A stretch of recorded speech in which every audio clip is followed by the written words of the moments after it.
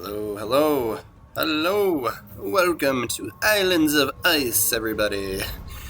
We are rocking the Ibuki, Ibuki, you Buki, we all Buki. I have no idea how to pronounce this because I'm an idiot. Anyway, I really like the Japanese cruisers, and you've seen me play the Suzuya a ton because that's kind of our money-making ship, you know. And then it's also one of my favorites for, you know, the tier 7 premium supplies, right? So like once you get through and like unlock all the tech trees, it's like tough to play as the tier 8s because it's like, well, I'm not working towards anything anymore. But we still don't have all the unlocks for all the like modules on the Ibuki. So still working on that. I'm like, you know what? I should play this. I should play this ship a little bit. So I did a few games. This one ends up pretty good. But it's just like sometimes playing as like the little, you know, doing what a cruiser should do. Like sometimes it's a boring game, so it's like having a tough time finding a good game to put on YouTube, right? Like, so yeah. So we spot this Republic here. I mean, we didn't spot him, but somebody did, right? And I'm going to take one shot of Torps there just in case he really does go that way, but I'm imagining he's going to stop by that island. So we'll shoot some torpedoes there too, right?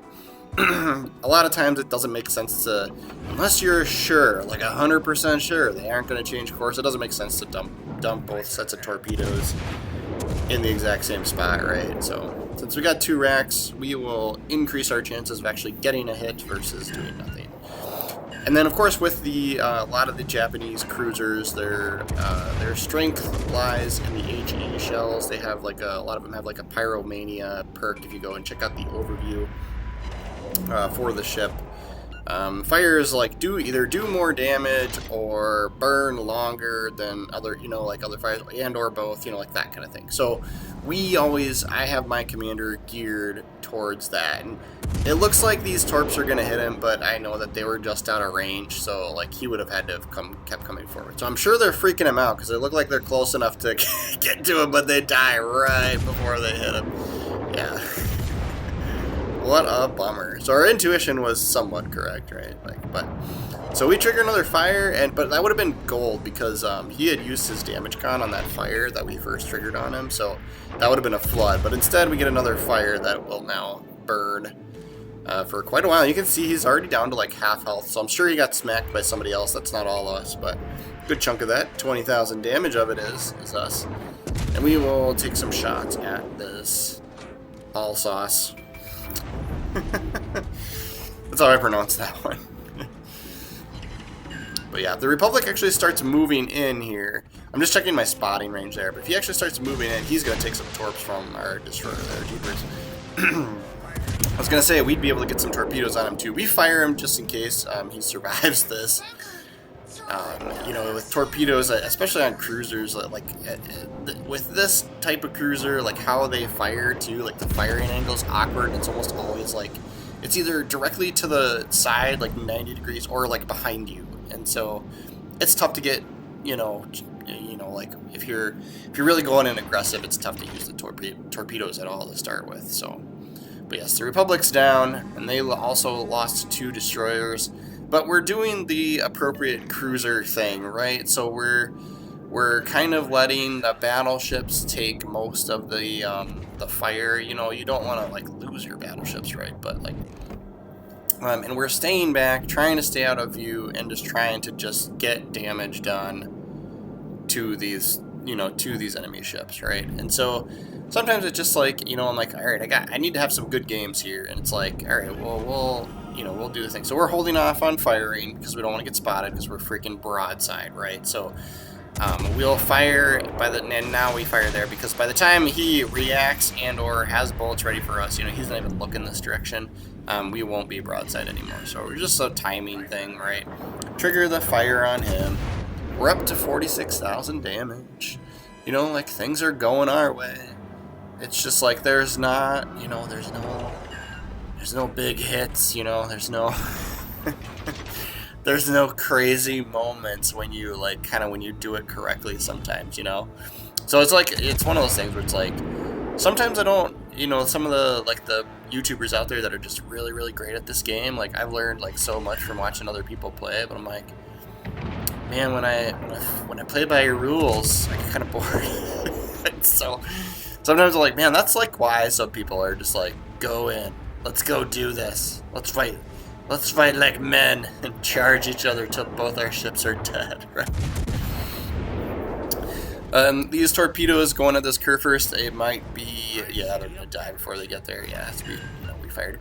So it's kind of just like hoping that like between, you know, the curve first, a lot of those folks in the German battleships, they like to play aggressive and they press forward. So I was kind of hoping he would come towards us, but he's being smart, and so we have to be equally as smart or more smarter.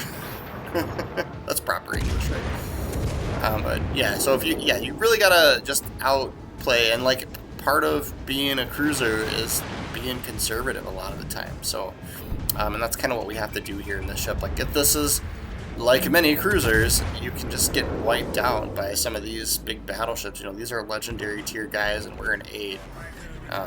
You know, so they'll take us out in one shot from full health to nothing if they get a good salvo off on us, right? So we just keep going unspotted. You know, the couple of shots that they do take at us, we're making sure we're angled, we're making sure we're trying to dodge. You know, well, if we're sailing somewhat broadside, I'll literally hit full reverse and then turn away.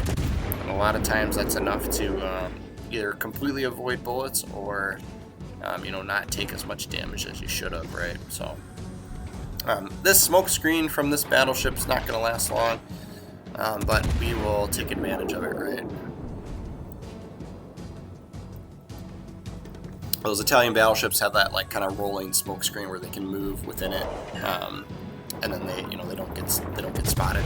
For a battleship though, like if he's firing his guns, he's probably still getting spotted, right? But sometimes if you need an escape, that works really really well, right?